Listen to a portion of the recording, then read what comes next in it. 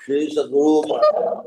अब मैं आज आप लोग को बहुत ही सुंदर प्रवचन गुरु महर्षि संत सेवी परमहंस जी का महाराज का सुनाता हूँ।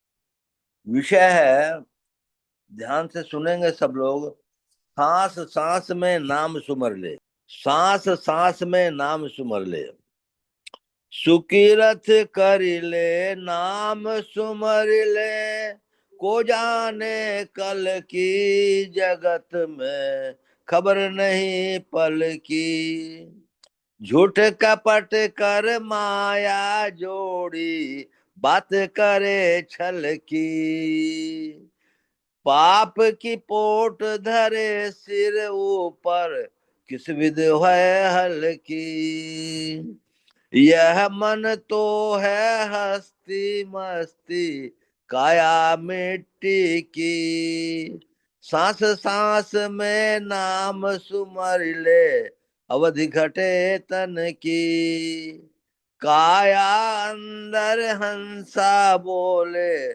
खुशियां कर दिल की, जब यह हंसा निकर जाएंगे मिट्टी जंगल की, काम क्रोध मद लोभ निवारो, यही बात असल की, ज्ञान वैराग्य दया उर राखो, कहे कबीरा दिल की।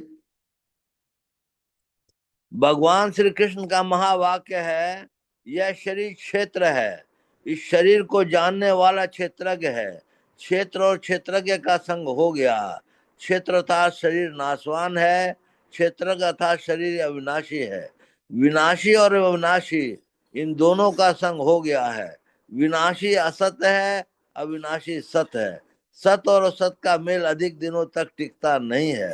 संत कबीर साहब कहते हैं,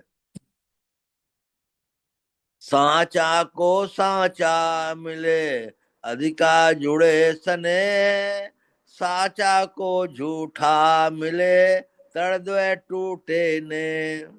शरीर और शरीर दोनों का संबंध अधिक दिनों तक नहीं रहता है। शरीर और संसार, शरीर का मिलना बिछुड़ना कितने बार हुआ है इसका गणना नहीं है। संत कबीर साहब की वाणी में है, कहत प्राण सुन काया बोरी, मोर तोर संग न होई, तो यस मित्र बहुत हम त्यागा, संग न लिन्हा कोई। जीव अनेक शरीर को धारण करता है और छोड़ता है, इस दृष्टि से शरीर और शरीर का अलग अलग विभाग हुआ। शरीर इस लोक के लिए है, इस लोक में इसका जन्म हुआ है, कुछ दिनों तक रहेगा फिर नहीं रहेगा, लेकिन जीव कभी मरता नहीं। जीव उसको कहते हैं जो सदा जीवित रहता है। भगवान श्री कृष्ण ने कहा है, इस आत्मा को कोई अस्त्र शस्त्र काट नहीं सकता, आग जला नहीं सकती, जल भिंगा नहीं सकता और वायु सुखा नहीं सकती। यह अजर अमर अविनाशी है। गोस्वामी तुलसीदास जी महाराज की वाणी से हम कह सकते हैं, आत्मा नित्य है, चेतन है, निर्मल है और सुख की राशि है। वह इस अनित्य शरीर में है, एक न एक दिन वह शरीर छूटेगा, हमारा शरीर छूटेगा, लेकिन हम रहेंगे। प्रश्नोदय होता है कि हम रहेंगे तो कहाँ रहेंगे, कैसे रहेंगे। उत्तर में निवेदन है कि हम लोग के जो कर्म होते हैं वे हमारे साथ रहते हैं, उनके फल हमको भोगने पड़ते हैं, उन कर्मों के अनुसार उन लोकों में हम जाकर रहेंगे और तदनुकूल फलों के भोगों को भोगेंगे। संत कबीर साहब चेतावनी देते हैं, बुरे कर्म तो करो ही नहीं, क्योंकि उनका फल दुख होता है। अच्छे कर्मों को करो, सुकिरत कर ले। जो शुभ कर्मों को करते हैं उनकी कीर्ति फैलती है, यश फैलता है। भगवान बुद्ध ने कहा है, जो सदाचारी होते हैं उनको 5 चीजें मिलती हैं। संसार में उनकी कीर्ति फैलती है, उनके पैसे का सदुपयोग होता है, दुरुपयोग नहीं होता। जिस किसी सभा में उनका प्रवचन होता है या वे जो बोलते हैं उससे लोग प्रभावित होते हैं। जब उनका शरीर छूटता है तो सुख से शरीर छूटता है और शरीर छूटने के बाद वे सुखमय लोक में निवास करते हैं। इसके विपरीत जो आचरणहीन है, दुराचारी हैं, उनको भी 5 चीजें मिलती हैं। ये 5 चीजें क्या है? जहाँ सदाचारी की कीर्ति फैलती है, सुयश फैलता है, वहाँ आचरणहीन की, दुराचारी की अपयश फैलता है, अपकीर्ति फैलती है। जहाँ सदाचारी के धन का सदुपयोग होता है, वहाँ दुराचारी के पैसे का अपव्यय होता है। जहाँ सदाचारी के प्रवचन का प्रभाव होता है, वहाँ दुराचारी के प्रवचन का प्रभाव नहीं पड़ता। यद्यपि लोग सुनने के समय इनका प्रवचन सुन लेते हैं, किंतु पीछे इनकी निंदा करते हैं। जहाँ शरीर दुख से छूटता है, सदाचारी के शरीर छूटने पर वे सुखमय लोक में जाते हैं और वहां सुख पूर्वक रहते हैं। जीवन जीता है, इसलिए संत कबीर साहब कहते हैं, सुकृत कर ले, शुभ कर्मों को करो, इससे यह लोक कल्याण में होगा, मंगल में होगा। इस लोक में सदा तुम रहोगे नहीं, एक न एक दिन शरीर छूटेगा, पर लोग जाओगे, वहां के लिए समझ चाहिए। गुरु नानक देव जी ने कहा है, रास्ता इतना लंबा है जिसकी माप नहीं हो सकती। वहां के लिए पाथे क्या होगा, बट खर्चा क्या चाहिए, संबल क्या चाहिए। तो गुरु नानक देव जी महाराज कहते हैं कि उस मार्ग के लिए प्रभु का नाम, भगवान नाम पाथे है। उसी के संबंध में संत कबीर साहब कहते हैं, नाम सुमर ले, जागतिक जीवन सुखमय हो, कल्याण में हो, कल्याण में हो, इसके लिए नाम का सुमिरन करो, नाम का स्मरण करो। स्मरण शब्द का अपभ्रंश है सुमिरन। महायोगेश्वर भगवान श्री कृष्ण का श्रीमद् भगवत गीता में वाक्य है, जागतिक कार्य संतुलन के साथ सब समय मेरा स्मरण करो। स्मरण याद, याद शब्द को उलटते ही दया शब्द बन जाता है। जो कोई प्रभु की याद करते हैं, तो वह प्रभु के दरबार तक पहुंचती है, और वहां से उलटने पर दया बनकर आती है। परिणाम स्वरूप जिस पर प्रभु की दया हो जाए, उसको किस बात की कमी रहेगी। उसकी प्रतिकूल परिस्थिति अनुकूल परिस्थिति में परिवर्तित हो जाए, कौन सी बात असंभव सी बात है। नाम के स्मरण से क्या लाभ होता है? उसके उत्तर में संत कबीर साहब कहते हैं, सुमिरन से सुख होत है, सुमिरन से दुख जाय, कहे कबीर सुमिरन किए, साईं माहि समाय। अर्थात प्रभु के स्मरण से सुख मिलेगा, दुख मिटेगा, यानी दुख से छुटकारा मिलेगा, और परम प्रभु परमात्मा में जा मिलेंगे।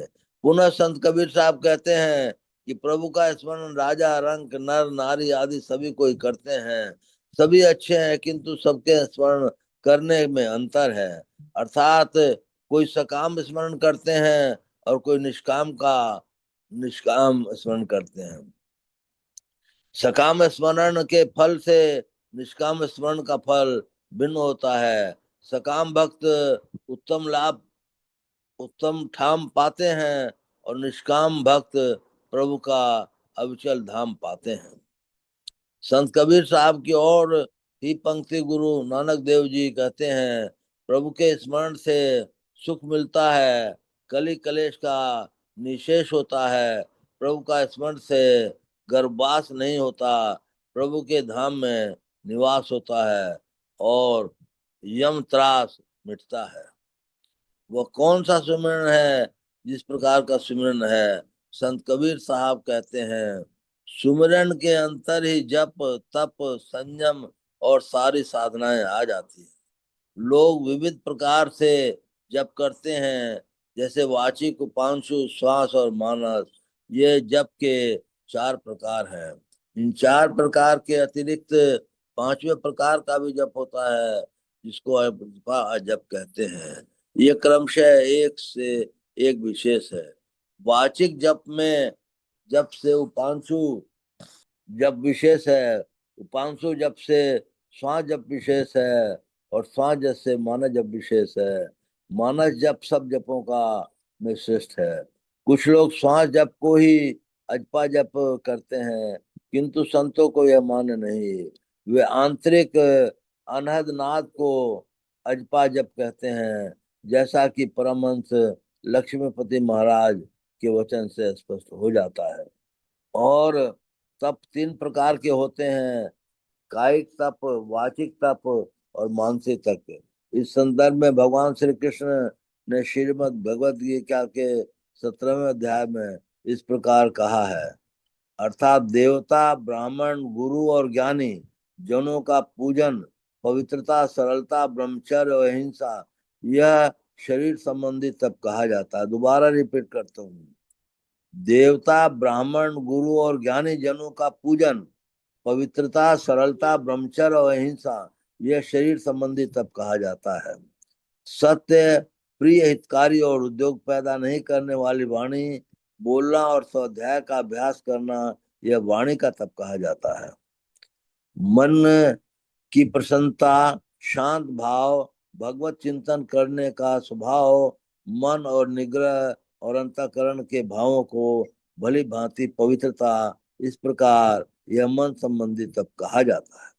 अर्थात फल को न चाहने वाले योगी पुरुषों द्वारा परम श्रद्धा से किए हुए उस पूर्वोक्तम तीन प्रकार के तप को सात्विक तप कहा जाता है। अर्थात जो तप सत्कार, मान और पूजा के लिए तथा अन्य किसी स्वार्थ के लिए भी स्वभाव से या पाखंड से किया जाता है, वह अनिश्चित एवं क्षणिक फल वाला अ, फल वाला बन और यहाँ राजस कहा गया है। अर्थात जो तप मूर्ता पूर्वक हठ से, मन से, वाणी और शरीर की पीड़ा के सहित अथवा दूसरे को अनिष्ट करने के लिए किया जाता है, वह तप तामस कहलाता है। संयम में इंद्रियां संयम और मन का संयम, ये सारी बातें सुमिरन के अंदर आ जाती है। इंद्रियों का संयम दृष्टियोग क्रिया से और मन का संयम नादान अनुसंधान की क्रिया से होता है। पुनः संत कबीर साहब कहते हैं, सुमिरन सुरत लगाए कर मुखते कछू न बोल, बाहर के पट दे कर अंदर का पट खोल। जहाँ संत कबीर साहब के वचन में हम पाते हैं बाहर के पट दे कर अंदर का पट खोल, वहीं हम अपने परम पूज्य गुरुदेव की वाणी में पाते हैं, बाहर के पट बंद करो हो अंतर पट खोलो भाई। उभय संत की वाणी में कितना साम्य है, विलक्षण ऐक्य है। ये बाहर के पट क्या है, जिसको भरना ही कबीर साहब कहते हैं, आंख कान मुख बंद कराओ, अनध झिंगा शब्द सुनाओ, दोनों तिल एक तार मिलाओ, तब देखो गुल जा रहा है।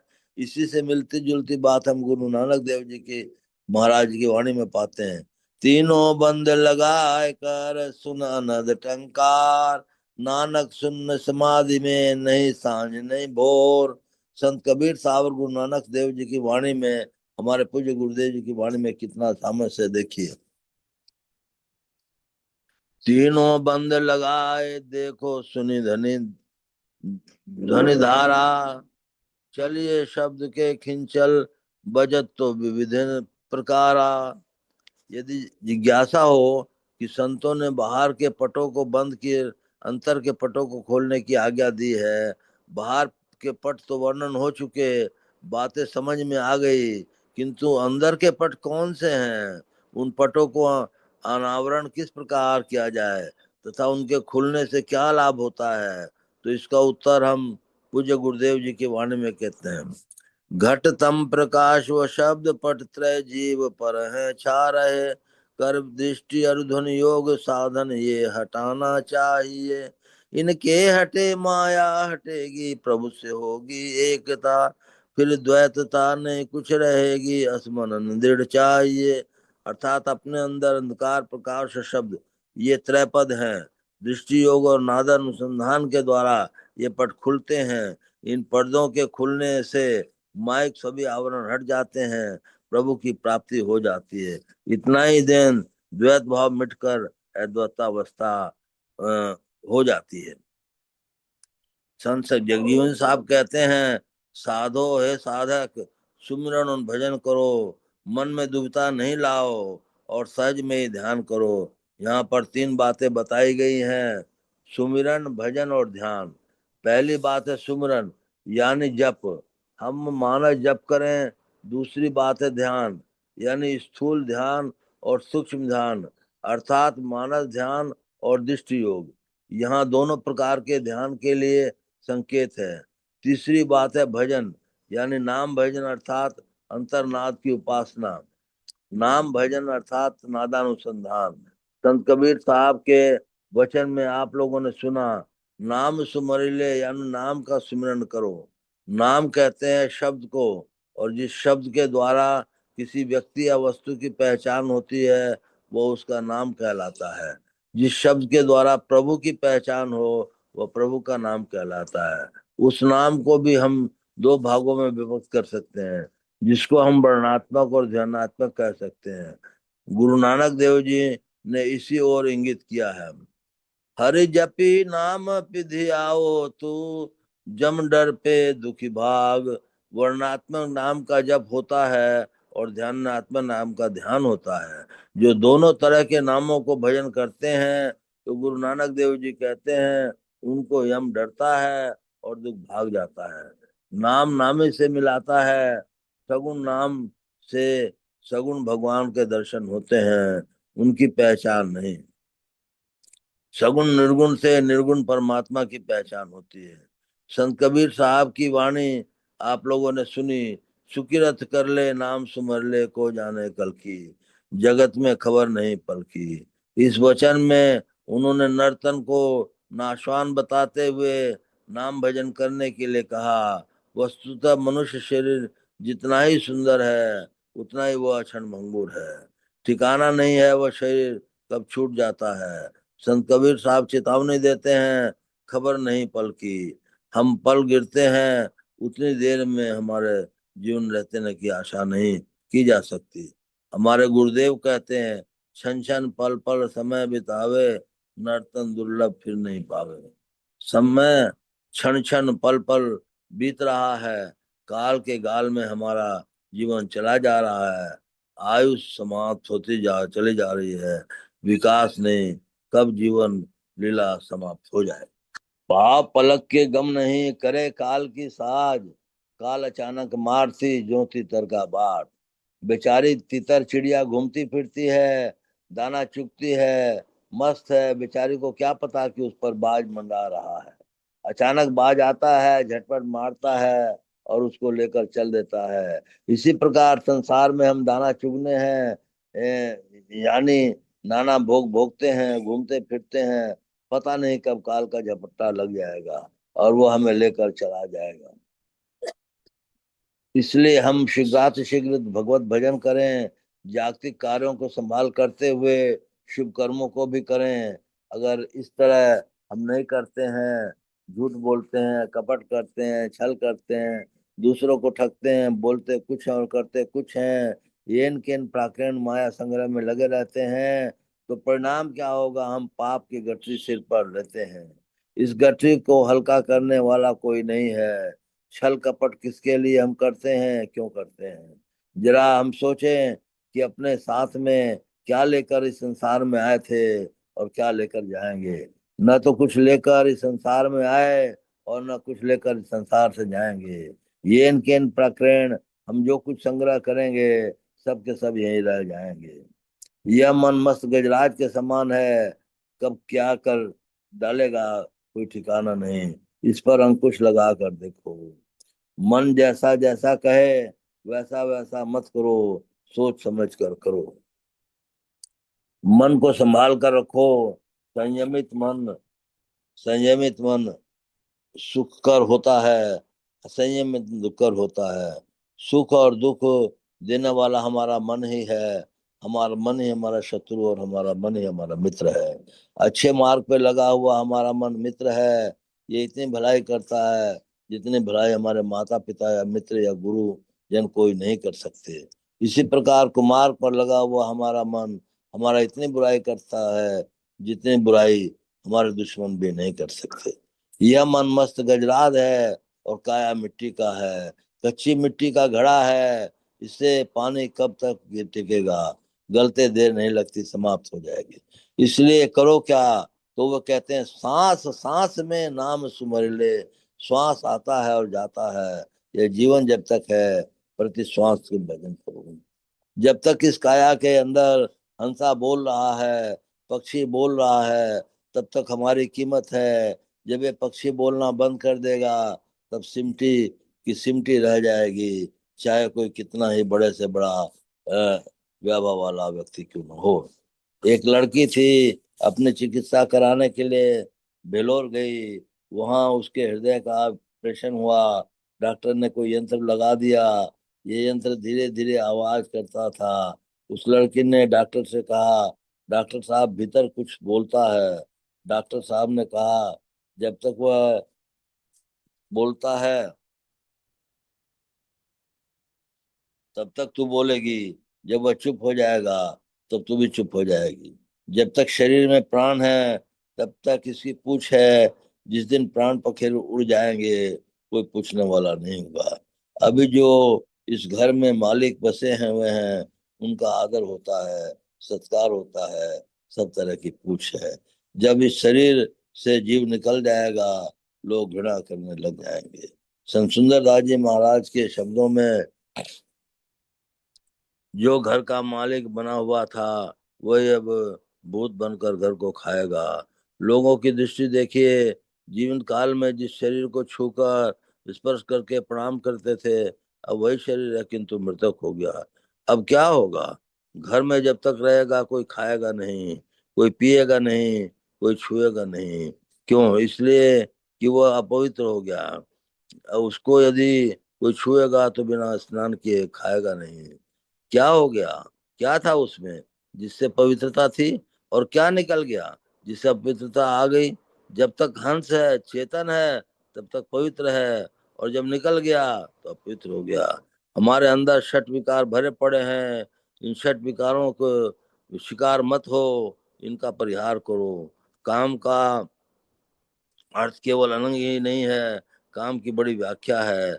संत कबीर साहब ने इसका इस प्रकार स्पष्ट कर दिया, काम काम सब कोई कहे, काम न चीने कोई, जेती मन की कल्पना, काम कहावे सोए।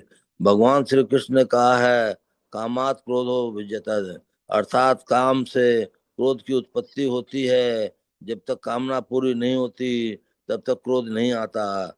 जैसे ही कामना में बाधा हुई, पूरी नहीं हुई, अनुकूल नहीं हुई, प्रतिकूलता हुई, जैसे क्रोध उत्पन्न हो जाता है, तो कहते हैं कि काम से बचो, क्रोध से बचो, लोभ से बचो, अहंकार से बचो। लोग पद पाकर मद में आ जाते हैं, वह भी एक प्रकार का नशा है।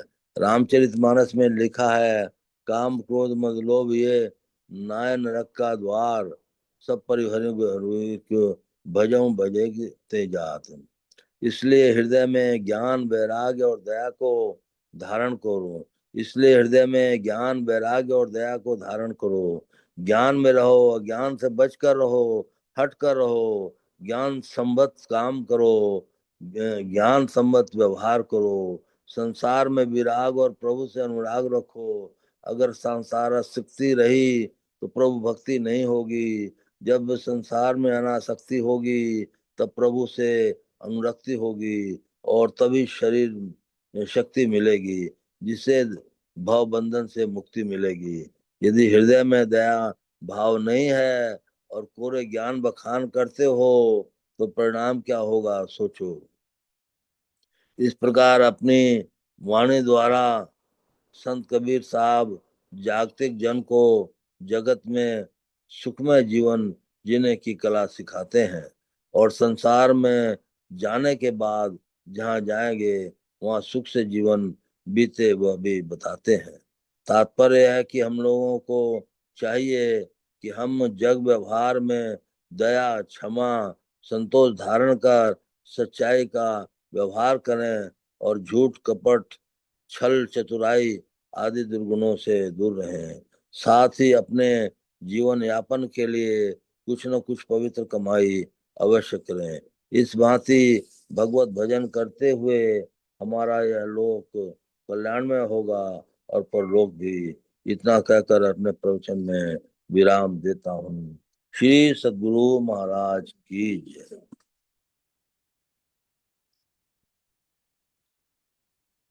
एक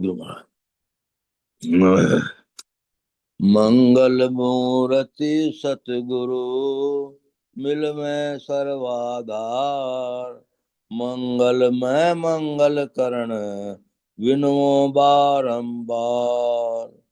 धन्य धन्य सदगुरु सुखद महिमा कही न जाय, जो कछु कहूँ तुमरी कृपा मोते कछु न बचाए।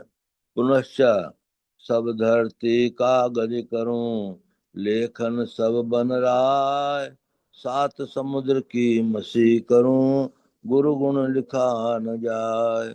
बोले प्रेम से श्री सद्गुरु महाराज की।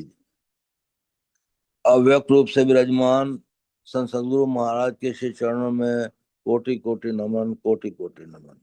अव्यक्त रूप से विराजमान संत सद्गुरु महर्षि संत सेवी परमहंस जी महाराज के श्री चरणों में कोटि कोटि नमन, कोटि कोटि नमन। उपस्थित अत्यंत भाग्यशीली भाग्यशाली सदात्माओं, सबको सहस्त्र सहस्त्र नमन, सहस्त्र सहस्त्र। आज बहुत ही अच्छा दिन है। हम लोगों ने प्रथम जो है स्तुति प्रार्थना की, सत्संग योग का पाठ किया और फिर गुरु महाराज की वाणी का पाठ भी सुना। सत्संग योग में आया है, बोधमय पुत्र का जन्म हुआ, मोहमय माता मर गई, अब संध्या कैसे करूं। कितनी ऊंची बात है, इसको विचारिए। इसी तरह से हम लोगों को अभी सत्संग सुधा सागर महर्षि महेश से भी प्रवचन पीयूष से सुना, कितना सुंदर सुनाया गया है।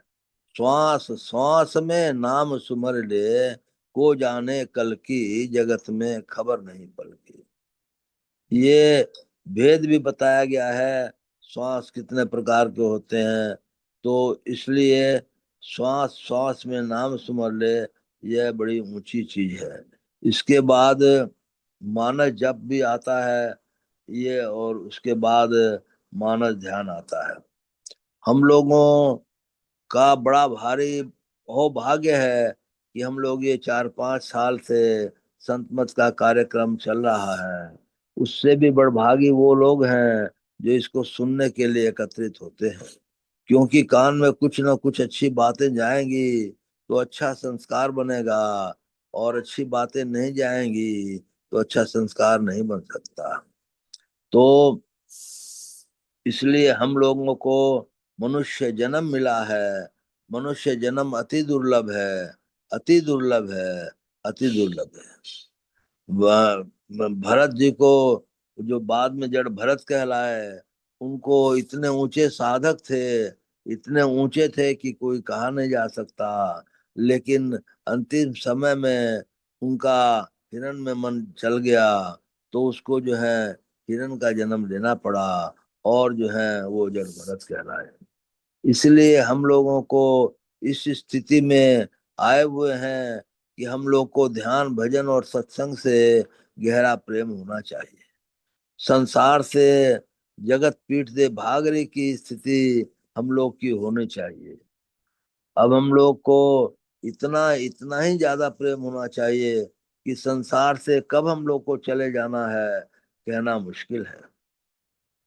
इसलिए अति आवश्यक कर्म है कि भगवत भजन कर लें। और सभी जो है माने आवश्यक, उतने आवश्यक नहीं है।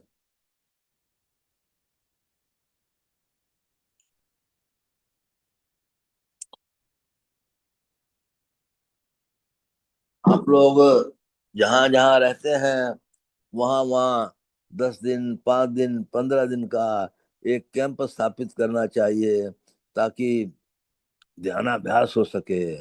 आप लोग उसमें अगर कहेंगे तो मैं किसी बाबा को बुला दूंगा, वो अपना ध्यानाभ्यास की व्यवस्था कर देंगे। मेरा कहने का मतलब ये है कि प्रत्येक क्षण, प्रत्येक कीमत बहुत महत्व की रखती है। इसलिए उसको जो है हम लोगों को समय को व्यतीत करना नहीं चाहिए। समय बर्बाद करने से बहुत ज्यादा दिक्कत है। हम लोग को मनुष्य जन्म मिला, हम लोग को सच्चे सदगुरु मिले। सच्चे सदगुरु परमात्मा के स्वरूप के अनुरूप ही होते हैं। और उसके ऊपर भी हम लोग भगवत भजन नहीं करें तो हम लोगों को कमी ही नजर आएगी। हम लोग अपने कुछ चीजों को कंट्रोल करें। जैसे हम लोग जितनी आवश्यकता है उतने में अपना मन जीवन यापन करें तो हम लोग को नुकसान कमती होगा। क्योंकि इच्छा जो है बहुत सी चीजों को जन्म देती रहती है। और जो जन्म देती रहती है उसके लिए फिर मतलब सच्ची कमाई कभी नहीं भी हो पाती है तो वो दुख का कारण बनेगी। इसलिए हम लोग को सच्ची कमाई से जितना भी कुछ हो उससे अपना जीवन यापन करना चाहिए। अब आया है कि काम क्रोध मद लोभ ये सब जो पाप है आपको पटाते रहते हैं। तो हमारा व्यक्तिगत विचार ये है कि एक सत्य पर मन वचन और कर्म से सत्य पर रहिए तो वो भी आपको बहुत से पापों को बचा देगा। दूसरा है बोलने का तरीका। बोलने में जितनी मधुरता आपको रहेगी उतना ही आप जो है आगे बढ़ सकते हैं। बोलने में मधुरता का मतलब है कि अंदर और बाहर दोनों मधुरता होनी चाहिए। ऐसा नहीं कि बाहर तो मधुर मधुर रहा लेकिन अंदर जो है उल्टा रहा। ये बोलने का मधुरता रहा। तीसरा है अन्न की शुद्धता। अन्न जो है जो आप खाएं वो शुद्ध हो, अपने परिश्रम से कमाई का हो। और उसमें किचन में जो है पूरी शुद्धता होनी चाहिए। सब्जी को 3 दफे धो धो करके फिर सब्जी बनानी चाहिए। आटा भी गूंथने का नियम है। चावल भी बनाने का नियम है। दाल भी बनाने का नियम है। इस तरह से शुद्धता पूर्वक अगर बना रहेगा तो उसका मन खाने में अलग आनंद होगा। फिर जो है प्रतिदिन जो है ध्यान में बैठना ही चाहिए। सब चीज छूट जाए छूट जाए, ध्यानाभ्यास नहीं छूटना चाहिए। प्रतिदिन फिर किताबों का अवलोकन भी करना चाहिए। उनको पढ़ना चाहिए। शांति संदेश को पढ़ना चाहिए। गुरु महाराज की किसी भी किताब को पढ़ना चाहिए। संत वाणी सटीक को पढ़ना चाहिए। इस तरह की किताबों को पढ़ने से आपको जगत व्यवहार में मिलेगा कि क्या चीज है क्या नहीं है। रामायण जी को भी जरूर से जरूर पढ़ना चाहिए। आप लोगों को बहुत लाभ मिलेगा। आप पढ़कर देखिए तो सही। गुरु महाराज के प्रवचनों को पढ़ते रहना चाहिए। उससे भी आप लोग को बहुत लाभ मिलेगा। जीवन में जितनी भी कमती आप आवश्यकता रखेंगे उतना ही आगे आपको मन परेशान नहीं करेगा। अब जो है मैं आता हूँ असली विषय पर। जब जो है अपने तीनों पर्दे खोलना पड़ेगा, अंधकार प्रकाश और शब्द को। अब जो है आप जब आंखें बंद करते हैं तो किसी को अंधकार दिखता है और किसी योग्य को प्रकाश भी दिख सकता हो, मेरे को जानकारी नहीं है। उसको मैं नमन करता हूँ। तो पहले तो आपको अंधकार हटाना पड़ेगा। गुरु महाराज कहते हैं प्रथम काला दरसता है वही फिर श्वेत होता है। संत तुलसी साहब जी कहते हैं, संत तुलसी साहब कहते हैं मुर्शिद नैनो बिच नवी है, शाह सफेद तिलो बिच तारा, अविगत अलग कवि है। मुर्शिद नैनो बीच नवी है। तो आप नैनो के बीच दोनों दृष्टि धाराओं को एकत्र करके जहाँ एकत्र हो जाती है वहाँ नवी दिखाई देगा। मतलब प्रकाश में बिंदु दिखाई देगा और आपका काम आगे बढ़ेगा। इसी प्रकाश में बिंदु को दिखाने के लिए जब ये स्थिति आती है तो इसके पहले 5 तत्वों का 5 रंग नजर आता है। काली पीली लाल सफेदी शाही सन्मुख आती है। छट छट छट छट बिजली चमके भोर का तार दिखाती है। वो भोर का तार के जैसा नजर आएगा। उससे आपको बहुत सुख मिलेगा। आपका असली सुख का ज्ञान होगा। और आप सत्संग में आगे बढ़ने की दिशा में अगर उस पे आप टिके रह गए तो बहुत बहुत बहुत बड़ा लाभ आपको हो सकता है। लेकिन ज्यादातर लोग मेरे सुनने में आता है कि फिसल जाते हैं, फिर बहुत समय लगता है उसको वहां पहुंचने पर। इसलिए मेरा अनुरोध है, प्रेम है कि आप लोग जो है सत्संग में इसी तरह जुटे रहिए। मन बहुत खुश होता है। और अपने परिवार समाज सब लोग को जुटाने का प्रयत्न कीजिए। इतना ही कहकर मैं अपनी वाणी को विराम करता हूँ और सबका अभिनंदन करता हूँ। श्री सद्गुरु महाराज की जय।